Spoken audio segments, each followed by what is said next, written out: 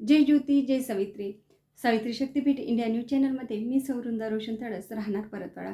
सावित्री शक्तीपीठ पुणे महाराष्ट्र समन्वय आपणा सर्वांचे हार्दिक हार्दिक स्वागत करते.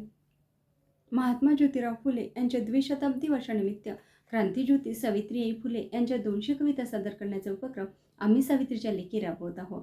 तर आज कवयित्री सौ शीलाताई चर्जन यांच्या करुणासागर या काव्यसंग्रहामधील एक कविता मी आपल्यासमोर सादर करणार आहे आणि माझ्या कवितेचे नाव आहे ओवी सावित्रीची.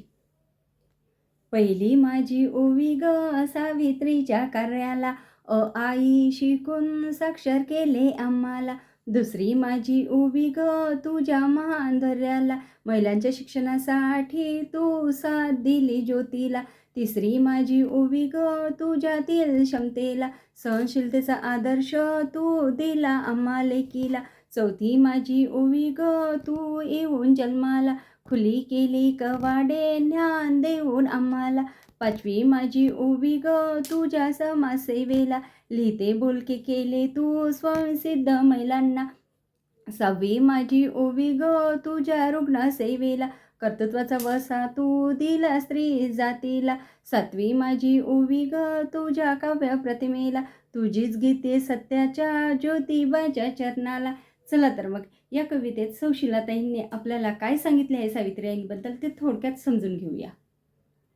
या कवितेत सौ शीलाताई सांगतात की सावित्रीबाईंनी आपल्याला कशा प्रकारे सक्षम बनवले आहे.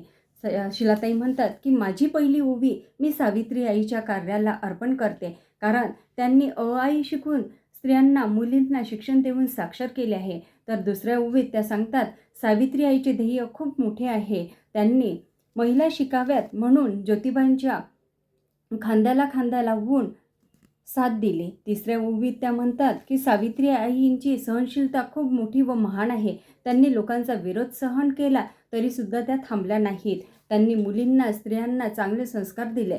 चौथ्या ओवीत शीलाताई सावित्री आई जन्माला आल्यामुळे कृतज्ञता व्यक्त करतात, तर त्यांनी स्त्रियांना मुलींना दलितांना शिक्षण दिल्यामुळे ज्ञानाची दारे सर्वांसाठी खुली करून दिली. पाचव्या ओवीत सांगतात सावित्रीबाईंनी समाजसेवा केली, लिहिणे वाचणे शिकवल्यामुळे त्यांना त्यांच्या हक्कांची जाणीव झाली, त्या स्वावलंबी व स्वाभिमानी होण्यास प्रेरणा दिली. सहाव्या ओवीत सांगतात की सावित्रीबाईंनी आयुष्यभर समाजाची सेवा केली, अगदी शेवटच्या क्षणापर्यंत रुग्णांची सेवा केली.